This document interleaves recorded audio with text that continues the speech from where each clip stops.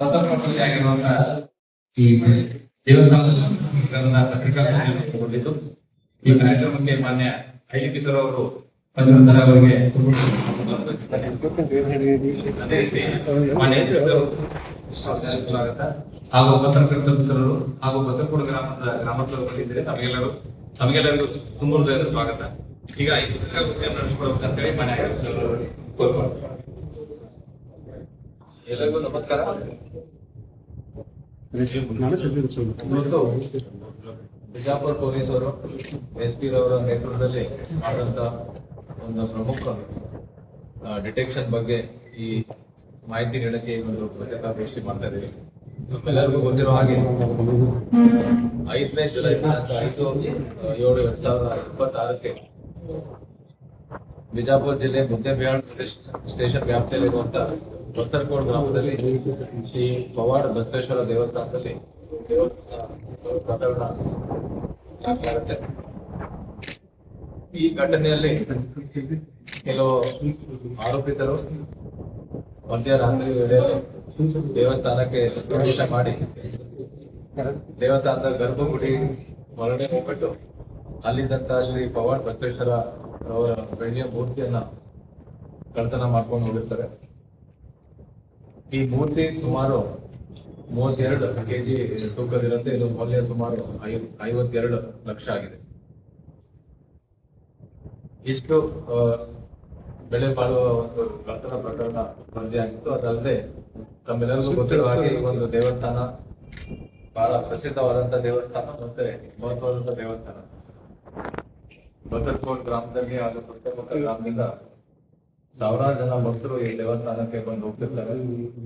ಹಾಗಾಗಿ ಈ ಒಂದು ಪ್ರಕರಣವನ್ನ ನಾವು ಬಹಳ ಗಂಭೀರವಾಗಿ ತಗೊಂಡಿದ್ವಿ. ಹಾಗೂ SP ರವರು ಈ ಒಂದು ತನಿಖೆಯನ್ನ ಮುಂದಾಳತ್ವವನ್ನು ಮಾಡಿ ಸುಮಾರು 4 ತಂಡಗಳನ್ನ ಪತ್ತೆ ಕಾರ್ಯ ಮಾಡಕ್ಕೆ 4 ತಂಡಗಳನ್ನ ರಚನೆ ಮಾಡಿದ್ವಿ. ಈ ತಂಡದಲ್ಲಿ ಪ್ರಮುಖವಾಗಿ ಬಸವನ್ ಬಾಗೇವಾಡಿ ಉಪವಿಭಾಗದ DSP ಆದಂತ ಚಂದ್ರಕಾಂತ್ ನಂದರೆಡ್ಡಿರವರು, ಮೊಹಮ್ಮದ್ ಫಜುದ್ದೀನ್ CPI ಮುದ್ದೇಬಿಹಾಳ್, ಸಂಜಯ್ ಟಿಪ್ಪಾರೆಡ್ಡಿ PSI ಮುದ್ದೇಬಿಹಾಳ್ ಹಾಗೂ RS ಬಂಗಿ PSI ರವರು ಹಾಗೂ ಸುಮಾರು 20 ಜನ ಬೇರೆ ಬೇರೆ ಪೊಲೀಸ್ ಠಾಣೆಯಿಂದ ಪೊಲೀಸ್ ಅಧಿಕಾರಿ ಅವರ ಸಿಬ್ಬಂದಿಯವರು ಒಂದು ತಂಡವನ್ನ ಮಾಡಿ ಬಹಳಷ್ಟು ಆಳವಾಗಿ ಹಾಗೂ ಬೇರೆ ಬೇರೆ ರೀತಿಯಿಂದ ತನಿಖೆಯನ್ನ ಮಾಡಿ ಪ್ರಕರಣ ಪತ್ತೆ ಮಾಡಿದ್ದಾರೆ. ಇದರಲ್ಲಿ ವಿಶೇಷತೆ ಏನಂತಂದ್ರೆ ಈ ಒಂದು ಪ್ರಕರಣದಲ್ಲಿ ಭಾಗಿಯಾಗಿರುವಂತಹ ಆರೋಪಿತರು ಸ್ಥಳೀಯ ಆರೋಪಿಯವರು ಆಗಿರುವುದೇ ಬೇರೆ ರಾಜ್ಯದ ಆರೋಪಿತರಿದ್ದು ಬಿಜಾಪುರಿಗೆ ಬಂದು ಇವಾಗ ಕಳ್ತನ ಮಾಡ್ಕೊಂಡು ಹೋಗಿರ್ತಾರೆ. ಸೊ ಯಾವುದೇ ತರದ ಒಂದು ಇಲ್ಲದೆ ಇದ್ದಂತ ಒಂದು ಪ್ರಕರಣ ಬಹಳ ಮುಕ್ತವಾಗಿ ತನಿಖೆಯನ್ನು ಮಾಡಿ ಅಹಮದಾಬಾದ್ ನಗರದಿಂದ 3 ಆರೋಪಿಯನ್ನ ಈ ತಂಡ ದಸ್ತಗಿರಿ ಮಾಡಿದ್ದಾರೆ. ಇದರಲ್ಲಿ ಪ್ರಮುಖವಾಗಿ ಆರೋಪಿತರು ಸುರೇಶ್ ಕುಮಾರ್. ಇವನ ಮೇಲೆ ಈಗಾಗಲೇ ಗುಜರಾತ್ ರಾಜಸ್ಥಾನದಲ್ಲಿ ಸುಮಾರು 5 ರಿಂದ 6 ಕಳ್ತನ ಪ್ರಕರಣಗಳು ಈಗಾಗಲೇ ಅವನ ಮೇಲೆ ವರದಿಯಾಗಿದೆ. ಅದಲ್ಲದೆ ಗುಜರಾತ್ ಅಹಮದಾಬಾದ್ ಇಂದ ಬ್ರಹ್ಮಾರ್ ಮತ್ತೆ ಇಂದ್ರಜಿತ್. ಸೊ ಈ ರೀತಿ ಅಹಮದಾಬಾದ್ ನಗರದಿಂದ 3 ಜನ ಆರೋಪಿತರನ್ನ ಅರೆಸ್ಟ್ ಮಾಡಿ ಅವರಿಂದ ಸುಮಾರು 52 ಲಕ್ಷ ಬೆಲೆ ಬಾಳುವ ಇಲ್ಲಿಂದ ಕಳ್ತನ ಮಾಡ್ಕೊಂಡು ಹೋಗಿದ್ರು. ಆ ಒಂದು ಬೆಳ್ಳಿಯನ್ನ ಅವರು ಕರಗಿಸಿ ಗಟ್ಟಿಯಾಗಿ ಏನ್ ಇಟ್ಟಿದ್ರು ಅದನ್ನು ಕೂಡ ಸುಮಾರು 52 lakhs ವರ್ತ್ 100% ರಿಕವರಿ ಆಗಿದೆ. ಅದಲ್ಲದೆ ಈ ಒಂದು ಕೃತ್ಯಕ್ಕೆ ಉಪಯೋಗ ಮಾಡಿದಂತ 2 ಮೊಬೈಲ್ ಫೋನ್ ಹಾಗೂ 1 ಕಾರ್ ಏನಿದೆ ಹಾಗೂ 2 ಕಬ್ಬಿಣ ರಾಡ್ ಏನಿದೆ ಅದನ್ನು ಕೂಡ ಇವರು ಪತ್ತೆ ಹಚ್ಚಿದ್ದಾರೆ. ಸೊ ಹಾಗಾಗಿ ಈಗಾಗಲೇ ನಾನು ಹೇಳಿದ್ದೀನಿ, ಇದು ಬಹಳ ಉತ್ತಮವಾದಂತ ಒಂದು ಪತ್ತೆ ಕಾರ್ಯ ಇದೆ. ಪ್ರಕರಣ ವರದಿಯಾಗಿ ಅಲ್ಲಿ ನಮ್ಮ ತಂಡ ಹೋಗಿ ಪರಿಶೀಲನೆ ಮಾಡಿದಾಗ ಯಾವುದೇ ತರದ ನಮಗೆ ಮೊದಲು ಸಿಕ್ಕಿರಲಿಲ್ಲ. ಆಮೇಲೆ ಇನ್ನೂ ಹೆಚ್ಚಿನ ಒಂದು ತನಿಖೆ ಮಾಡಿ ಏನೇನು ಸಣ್ಣ ಪುಟ್ಟ ಎವಿಡೆನ್ಸಸ್ ಮತ್ತೆ ಸಾಕ್ಷ್ಯಾಧಾರ ಸಿಕ್ತು ಅದರ ಆಧಾರದ ಮೇಲೆ ಅದನ್ನೆಲ್ಲ ಬೆನ್ನತ್ತಿ ಅಹಮದಾಬಾದಿಗೆ ಹೋಗಿ ಸುಮಾರು 10-15 ದಿನ ಅಹಮದಾಬಾದಲ್ಲಿದ್ದು ಯಾರ್ಯಾರು ಸಸ್ಪೆಕ್ಟ್ಸ್ ಇದ್ದಾರೆ ಅವ್ರ ಬಗ್ಗೆ ಎಲ್ಲ ಮಾಹಿತಿಯನ್ನ ಕಲೆ ಹಾಕ್ಬಿಟ್ಟು ಕೊನೆಯದಾಗಿ ಈ 3 ಜನ ಆರೋಪಿಗಳನ್ನ ಅರೆಸ್ಟ್ ಮಾಡುವಲ್ಲಿ ಯಶಸ್ವಿಯಾಗಿದ್ದಾರೆ. ಮತ್ತು ಅದಲ್ಲದೆ ಇಲ್ಲಿಂದ ಏನು ಸುಮಾರು 32 kg ಬೆಳ್ಳಿ ಕಳ್ಳತನ ಆಗಿತ್ತು, ಅದನ್ನು ಕೂಡ 100% ರಿಕವರಿ ಆಗಿದೆ. ಮತ್ತೆ ಸುಮಾರು ಈಗಾಗಲೇ ಹೇಳಿದಂಗೆ 52 ಲಕ್ಷ ಮೌಲ್ಯದ ಕಳುವಾದ ಮಾಲುಗಳನ್ನು ನಾವು ಜಪ್ತಿ ಮಾಡಿದ್ದೀವಿ. ಈಗಾಗಲೇ ಹೇಳಿದ್ವಿ, ಇದು ಒಂದು ಬಹಳ ಉತ್ತಮವಾದ ಪತ್ತೆ ಕಾರ್ಯ. ಎಲ್ಲ ಇಲ್ಲಿ ಈ ಒಂದು ತಂಡದಲ್ಲಿದ್ದಂತ ಅಧಿಕಾರಿ ಸಿಬ್ಬಂದಿಯವರಿಗೆ ನನ್ನ ಅಭಿನಂದನೆಗಳು.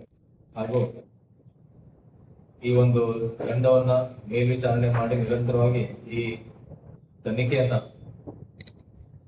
ಮೇಲ್ವಿಚಾರಣೆ ಮಾಡಿದಂತ ಎಸ್ಪಿ ಅವ್ರಿಗೂ ಕೂಡ ವಿಶೇಷ ನನ್ನ ಅಭಿನಂದನೆ, ಹಾಗೂ ಅವರ ಇಡೀ ತಂಡಕ್ಕೂ ಕೂಡ ಅಭಿನಂದನೆಗಳು. ಹಾಗೂ ಇಲಾಖಾ ವತಿಯಿಂದ ಅವರಿಗೆ ಸೂಕ್ತವಾದ ಒಂದು ಬಹುಮಾನವನ್ನು ಕೂಡ ನಾವು ನೀಡ್ತೀವಿ.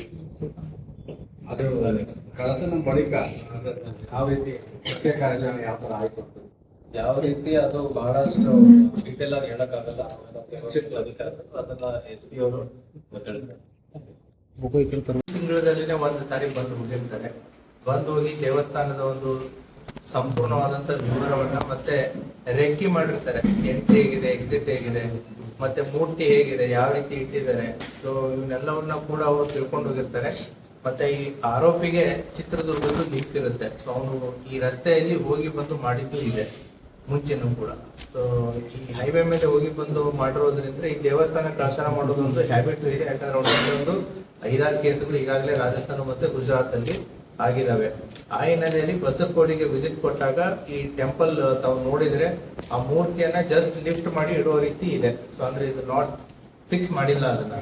ಸೊ ನೋಡ್ಕೊಂಡು ಹೋಗಿರ್ತಾರೆ. So on the day of offence ರಾತ್ರಿ ಹೊತ್ತು ಬಂದ್ಬಿಟ್ಟು ಅಲ್ಲೆಲ್ಲ ಹುಡುಗರೆಲ್ಲ ಮಲಗಿದಾಗ ಅದನ್ನ ತಗೊಂಡು ಹೋಗಿ 5th night and 6th early morning offence ಆಗಿದೆ. 8ನೇ ತಾರೀಕು ಹೋಗ್ಬಿಟ್ಟೆ ಆ ಮೂರ್ತಿಯನ್ನ 4 ತುಂಡುಗಳನ್ನಾಗಿ ಮಾಡಿ ಮೆಲ್ಟ್ ಮಾಡಿ ಅದನ್ನ ಡಿಸ್ಪೋಸ್ ಮಾಡಿರ್ತಾರೆ. ಯಾಕಂದ್ರೆ ಮೊದಲನೇ ಆರೋಪಿ ಏನಿದಾನೆ ಇವ್ನು ಮುಂಚೆ ಒಂದು ಸ್ವಲ್ಪ ಬಂಗಾರದ ಅಂಗಡಿಯಲ್ಲಿ, ಬೆಳ್ಳಿ ಅಂಗಡಿಯಲ್ಲಿ ಕೆಲಸ ಮಾಡಿನೂ ಕೂಡ ಇವನಿಗೆ ರೂಢಿ ಇರುತ್ತೆ. ತದನಂತರ based upon lot of human efforts, so ಸಾಕಷ್ಟು ತನಿಖೆಯಲ್ಲಿ ಎಫರ್ಟ್ಸ್ ಗಳನ್ನ ಮಾಡಿ ಇವರ ಬಗ್ಗೆ ಸ್ವಲ್ಪ ಮಾಹಿತಿಯನ್ನ ಕಲೆಕ್ಟ್ ಮಾಡಿ ಸುಮಾರು 15 days ಅಹಮದಾಬಾದಲ್ಲೇ ನಮ್ಮ ತನಿಖಾ ತಂಡ ಅಲ್ಲೇ ಇದ್ದು ಈ ಆರೋಪಿಗಳನ್ನ ಪತ್ತೆ ಮಾಡಿ ತಗೊಂಡ್ಬಂದಿದ್ದಾರೆ. ಸೊ ಏನ್ ಡಿಸ್ಪೋಸ್ ಮಾಡಿದ್ರು, ಡಿಸ್ಪೋಸ್ ಮಾಡೋ ಕಡೆ ಅಂದ್ರೆ ಈ ಗಟ್ಟಿ ಬೆಳ್ಳಿ ಸುಮಾರು 23 kg 1 kg ಗಟ್ಟಿ ಬೆಳ್ಳಿ ಇದೆ. ಮತ್ತೆ 4 kg ಕೂಡ ಅದು 3 ತುಂಡು ಮಾಡಿದಂತ ಬೆಳ್ಳಿನೂ ಕೂಡ ಸಿಕ್ಕಿದೆ. ಸೊ 100% ರಿಕವರಿ ಆಗಿದೆ. ತನಿಖಾ ತಂಡ ಸುಮಾರು 1 ತಿಂಗಳು ಹೆಚ್ಚು ಇದರಲ್ಲಿ ಶ್ರಮ ವಹಿಸಿ ಇದನ್ನ ಪತ್ತೆ ಮಾಡಿದ್ದಾರೆ. 32 kg ಅದು 75% ಪ್ಯೂರಿಟಿ ಇರುವಂತಹ ಬೆಳ್ಳಿ. ಸೊ ಅದಕ್ಕೆ ದೇವಸ್ಥಾನ ಕಮಿಟಿ ಅವರು ಬಂದಿದ್ದಾರೆ. If I am not wrong 75% purity. But ಈಗ ನಮ್ 23 kg ಇದೆ, ಇಟ್ ಇಸ್ 99% ಪ್ಯೂರಿಟಿ ಇದೆ. ಸೊ ಹಾಗಾಗಿ ಕರಗಿಸಿ ಕೊಟ್ಟಾದ್ಮೇಲೆ then the recovery is like ಅವ್ರು 8 ಅವ್ರಿಗೆ ಬಂದಿರುತ್ತೆ ಅದನ್ನ ಕೊಡ್ತಾರೆ. So on the purity wise it is 100% recovery ಆಗಿದೆ. ಇಲ್ಲೂ ಅಹಮದಾಬಾದಲ್ಲಿರುವಂತಹ ವ್ಯಕ್ತಿ ಬಸವಪುರದ ಗ್ರಾಮದಲ್ಲಿರುತ್ತೆ ಇಂಥ ಮೂರ್ತಿ ಹೇಗೆ ಲಿಂಕ್ ಏನಾದ್ರು ಸ್ಥಳೀಯ ಲಿಂಕ್ ಅದು ಸ್ಥಳೀಯವಾಗಿ ಏನೂ ಇಲ್ಲ.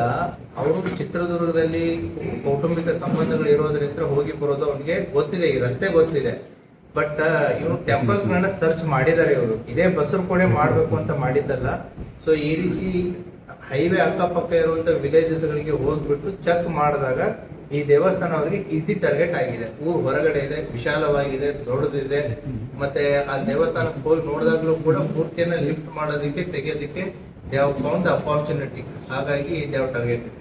ಈ ಆರೋಪಿಗಳು ಮೊದಲು ಯಾವ್ದಾದ್ರು ಇದ್ರೊಳಗೆ ಅದೇ ಈ 3 ಜನ ಆರೋಪಿತರಲ್ಲಿ ಮೊದಲನೇ ಆರೋಪಿ ಏನು ತಮಗೆ ಕೊಟ್ಟಿದೆ ಸುರೇಶ್ ಕುಮಾರ್ ಅನ್ನೋ ಮೇಲೆ ಅವನ ಮೇಲೆ ಗುಜರಾತ್ ಮತ್ತೆ ರಾಜಸ್ಥಾನದಲ್ಲಿ ಒಟ್ಟು 5 ಕೇಸ್ಗಳಿವೆ. ಕರ್ನಾಟಕದಲ್ಲಿ ಇದೇ ಫಸ್ಟ್ ಕೇಸ್.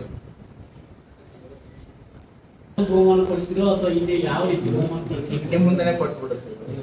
ನಾವು ಒಂದು ಪ್ರಶಸ್ತಿ ಕೊಡ್ತೀವಿ. ಎರಡನೇದು ನಮ್ಮ DG ಕಚೇರಿಗೂ DG ಅವರು ಕೂಡ ಮಾತಾಡಿ ಇವರಿಗೆ ಸೂಕ್ತ ಬಹುಮಾನ ನೀಡೋದು ಕೂಡ ನಾವು ಅರ್ಜಿನ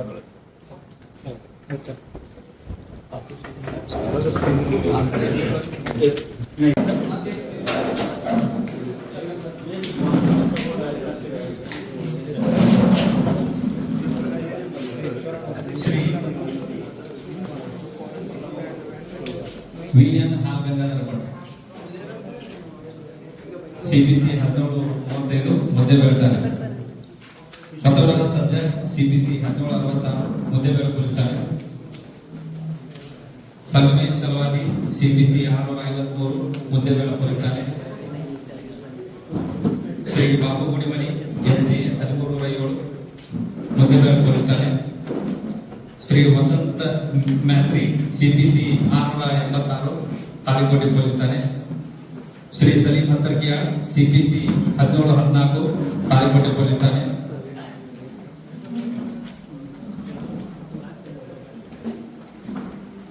Shri RS Patil LC 1300 Talikote police ಠಾಣೆ.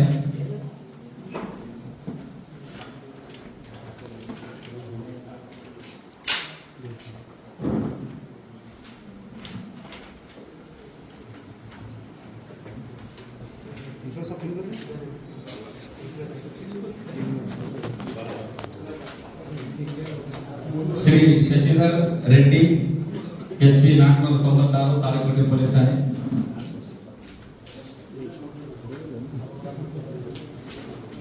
ಶ್ರೀ ಸಂಗಯ್ಯ ಹಿರೇಮಠ್ ಸಿಪಿಸಿ 1821 ಕೋಲಾರ ಪೊಲೀಸ್ ಠಾಣೆ.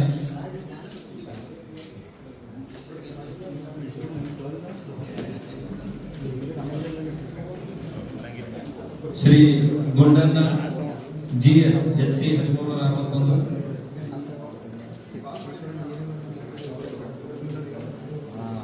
ಶ್ರೀ MA ಬಾಬಾ ಸಿಪಿಸಿ 1592.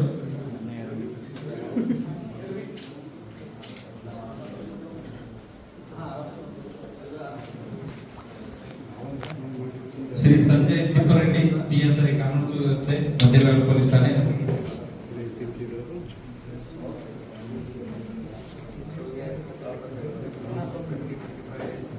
ಶ್ರೀ RS ಭಂಗಿ PSI ಅಪರಾಧ ಮುದ್ದೇಬೇಳೆ ಪೊಲೀಸ್ ಠಾಣೆ.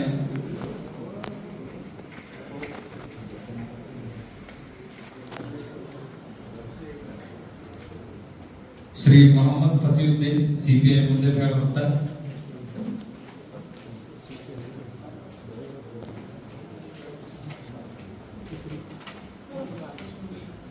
ಶ್ರೀ ಚಂದ್ರಕಾಂತ್ ನಂದರೆಡ್ಡಿ DSP ಬಸವನಬಾಗೇವಾಡಿ ಪೂರ್ವ.